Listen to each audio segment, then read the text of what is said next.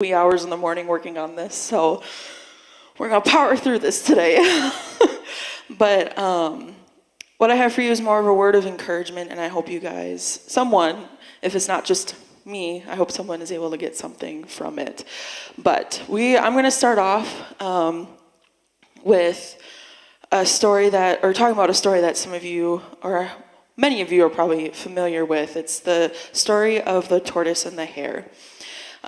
It is a popular fable that is a lot of times found in children's books, but it tells the story of a hare making fun of a tortoise, mocking him basically for him being slow and not being as fast as he is. And the tortoise, then he challenges the hare to a race and to prove that he would make it to the finish line before the hare. And as we know, the hare takes him up on that and speeds off in pride, assuming he's going to win. And as we read on, we find out that because of his pride, he told himself that the race was just going to be in the bag for him. And he decides to step off the race path and take a nap. And slowly but surely, the tortoise stays steadfast with his pace, and he passes the sleeping hare and ultimately wins the race. And I want to talk about two things from that story. And first, I want to dive into the event that brought the two together in competition, which is the race. Like the tortoise and the hare, we are all in our own race, whether we're 10K in or we're just in our first few miles. We're all running it together regardless of where we're at.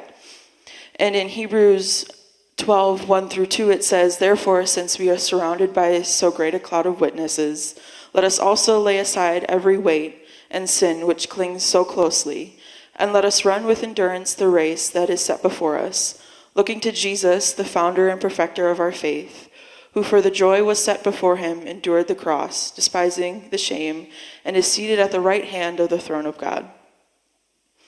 And I want to stay on that point of, we might not all be at the same spot or same place in our race, but we're all still running it together.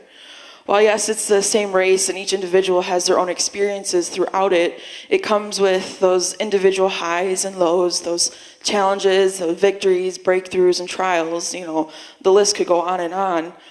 And sometimes one might find themselves comparing their positions in their race to someone who's running alongside them.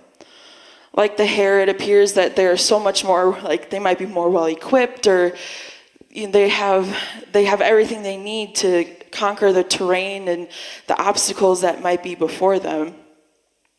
And it appears that for them, everything is going so smooth and so easy, and you're kind of feeling like they're just passing you by and you might be stuck.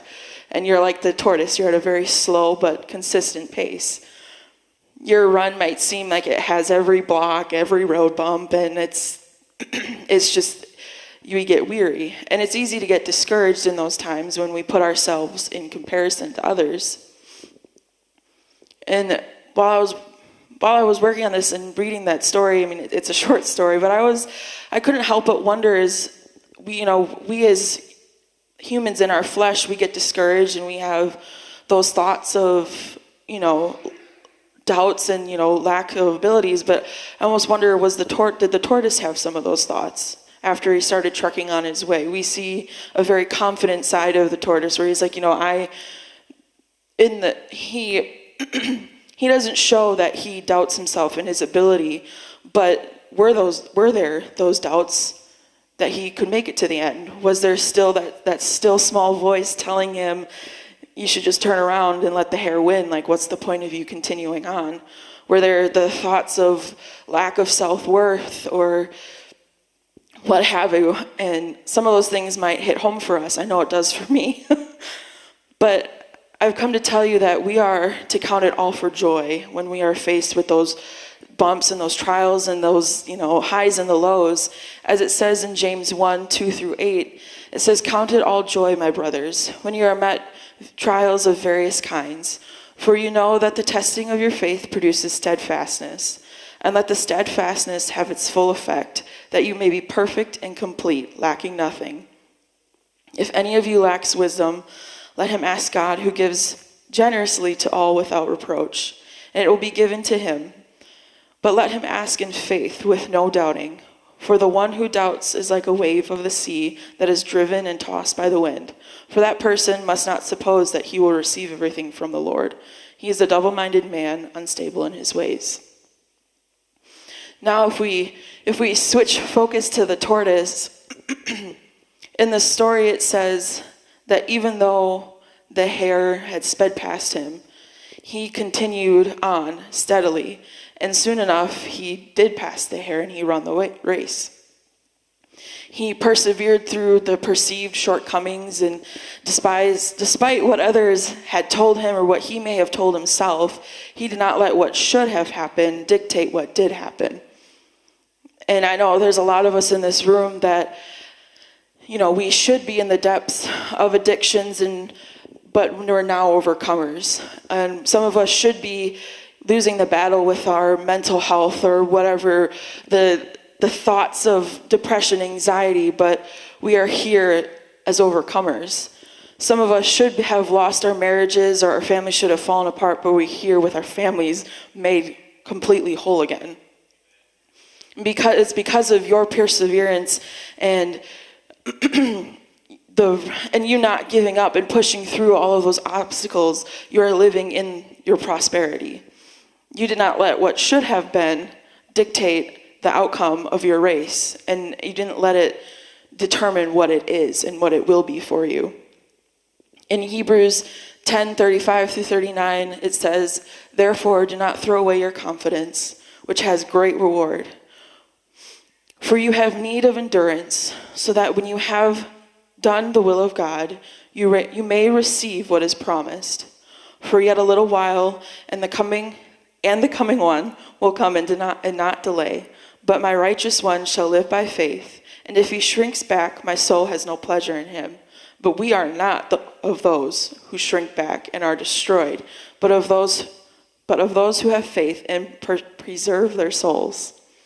Whatever your story is, or whatever you have come in here today with, your perseverance, whether it's you have persevered or you're persevering right now, it has carried you through. And because of your faith, you did not shrink back at the attacks of the enemy. And now there might be some, and I can attest to this myself, but they might be thinking, "Oh, that's cool, and that's great for all the people who have made it through it, but I'm in it. I am in that spot of my race where I'm like, do I even have the strength to persevere? Do I have it in me to continue on? Do I have it, do I have any strength left?"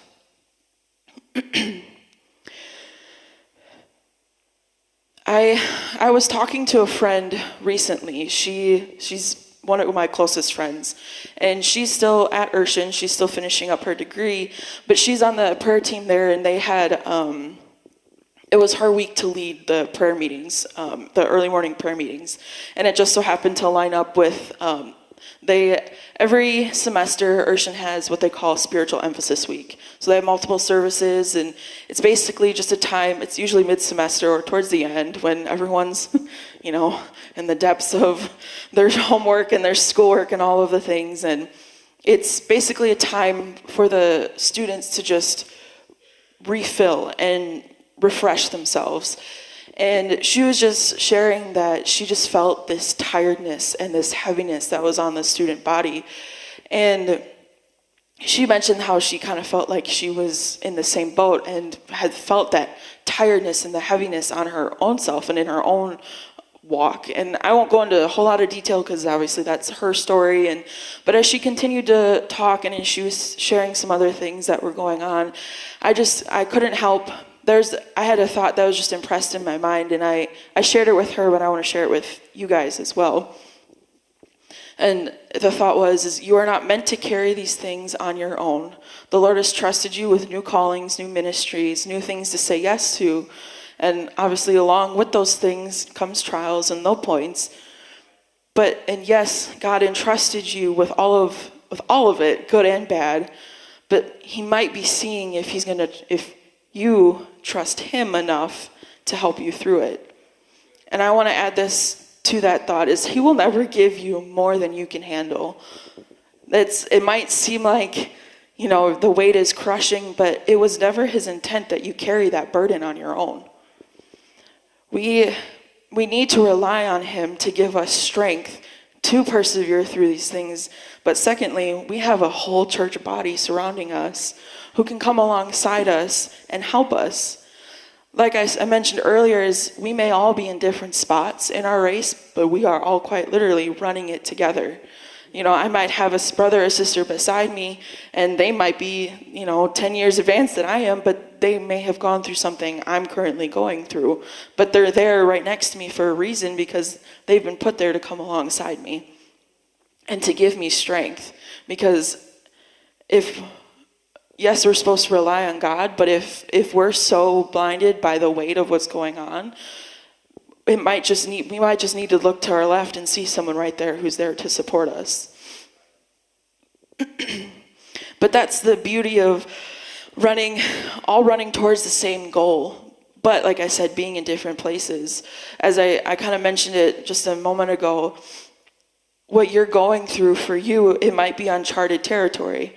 But like I said, as someone who runs up beside you, they may have overcome your exact situation.